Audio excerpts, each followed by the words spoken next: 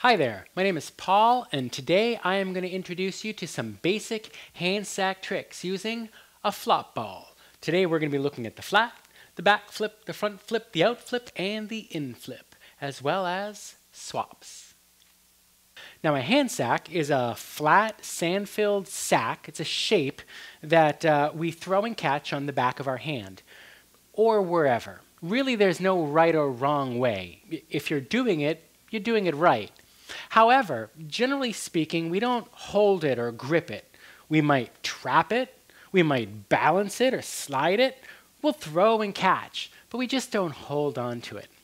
So in this video and the subsequent videos to follow, as subsequent videos do, I will share with you some basic manipulations, some basic tricks, ways to get started playing with it. And by no means is this the right way to do it. So follow your fancy. If you're drawn to one style of play, that is the way you should play. But we'll begin with the hand sack on the back of the hand. Now we can put it on our fingertips. We can have it opposite our palm or even higher up on our arm. Doesn't really matter, although I do find it's a little bit easier on my fingertips. Now some people might think, hey, I can't do this. I have small hands. My fingers are small.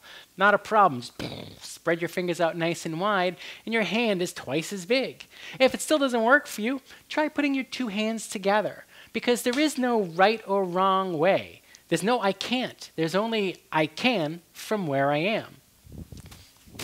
And as you see, I drop the flop ball all the time. And that's okay. If you drop, that means you won. Pick it up and play again. So, the hand sack. We have it on the back of the hand, balanced there. The first thing that we're going to do is we're going to do a flat throw. Now, a flat throw is very simple. We just throw it up and catch it on the back of our hand. Now, notice when I do this, I'm not throwing it way high into the air. It's just a little pop. Just pop, just like that. See it again? Pop, just like that. Now, I can challenge myself to throw it higher and higher, and what you'll find if you do this is that the higher you go, the harder it will be to keep it from flipping. That's because the margin of error, any unevenness in your push up in the air will start to impart some rotation, and that rotation will be amplified because it travels a further, longer distance, and that flat will slowly start to flip. So if you want to challenge yourself to throw a nice high flat, go for it. But let me introduce you to the 4 basic flips. We've got a back flip, a front flip, an out flip, and an in flip. So how does this work? Well, the back flip is quite simple. I'm going to lift my fingertips up as I throw the flop ball into the air.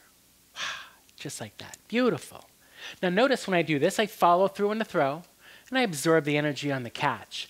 With practice, you won't even hear it hit your hand, if you choose to be that soft with it.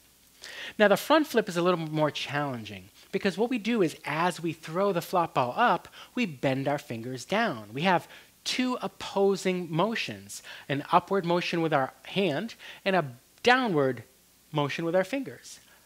Bah, looks like that.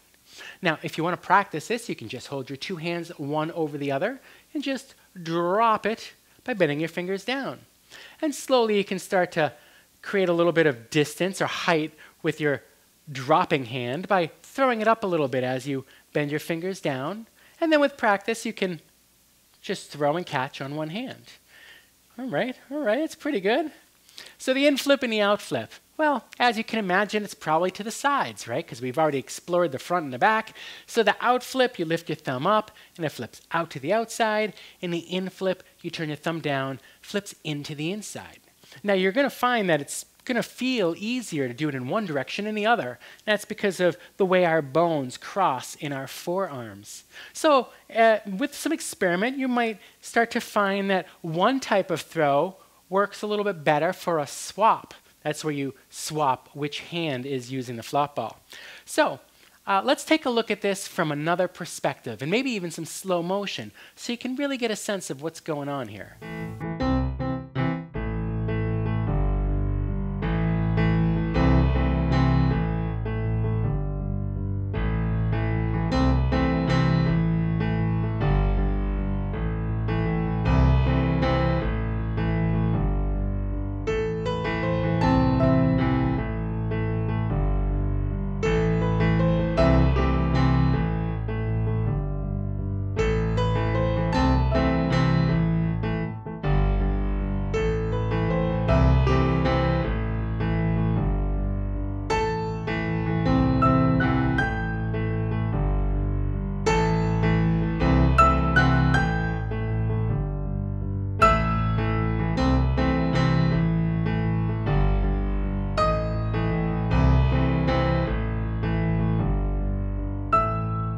So I challenge you to play around with heights and rotations, orientations to the hand sack, and see how high you can throw a flat.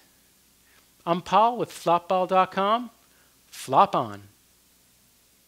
To get your own flop balls, visit flopball.com. And to bring flop balls as a mindfulness tool to your group or organization, check out flowcircus.com.